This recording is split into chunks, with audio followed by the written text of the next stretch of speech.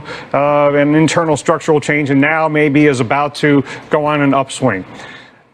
Plenty of opportunities for that between Turks and Caicos and Bahamas, but it sure is not moving very quickly, and I know the folks in the Turks and Caicos would like to get this up on out of here, but 9 miles an hour is making for a long duration of nasty conditions with wind and water, rainfall and surge in the Turks and Caicos. And Puerto Rico, folks, I would like to get all of the rain bands out of here because they've still got the flood watch in effect today. You can see you still have some isolated bands, not as concentrated, not as frequent as they were, but any raindrop in Puerto Rico is not a welcome sight right now. You can see the eye starting to have hints of clearing out here a little bit more. That is, perhaps a little tell that this is about to go through a strengthening phase. We still have a few areas where we've got some bands coming into Puerto Rico. This is not what we had previously, but especially in the eastern and southern part of the island, we don't want to see that. But tomorrow, I think, will be better. Here's the Turks and Caicos, and there is the eye starting to clear out a little more, overshooting tops of the eye wall, starting to get better developed again. And the outflow is certainly very well developed, a little restricted on the west side, but nowhere near enough wind shear to make up for the fact that it's going over extremely warm waters between the Turks and Caicos and Bahamas, and Bermuda, sorry. And you've got the cold wake from Earl there that it's going to miss. So it's going to go west of there. And when you look at the track and intensity forecast, not a shock that the Hurricane Center's forecasting it to get to Cat 4. These hurricanes can just kind of do what they want at this phase as a major hurricane over favorable conditions. I think the best hope for Bermuda is that it goes far enough west that they don't get the worst of it. I don't see how this goes east of Bermuda. And also, on the east coast of the U.S., life-threatening rip currents and surf. We've seen people die when hurricanes go on the other side of Bermuda on the east coast. So, stay out of the water, only swim at guarded beaches, guys.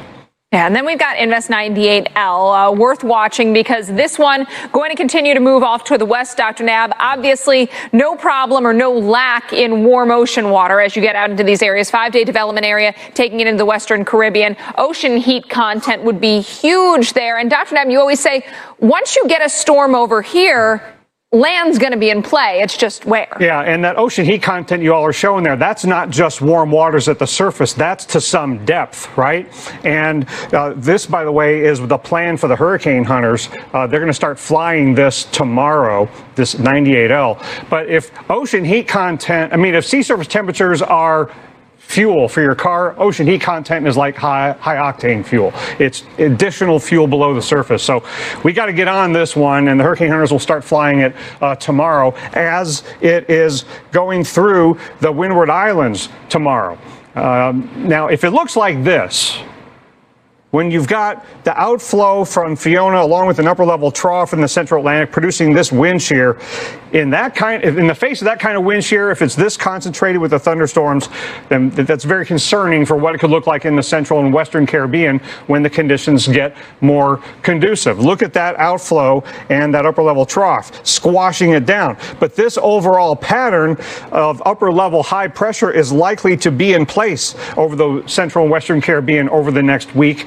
And that's why the possibility of a system getting into here is very concerning. And we haven't had any significant systems churning up the waters and eating up some of that energy in the Gulf and the Caribbean like we have with the several systems in the East Pac, like the cold wake caused by Earl. So that months-long lull that we've had in some ways could be working against us in the coming days. And then you've got the water to some depth there that Mike and Alex were showing you. So given that ocean setup, when you get Fiona out of here, that upper level outflow and wind shear disappears. And with the troughs moving across the mid-latitudes in the continental U.S., you end up with upper level high pressure down in the Caribbean. So we could have a very significant system in the Western Caribbean in less than a week, guys. So this is the time now to start making some preliminary hurricane preparations that are easy to do, because if you wait till the last minute to get ready, if this plays out,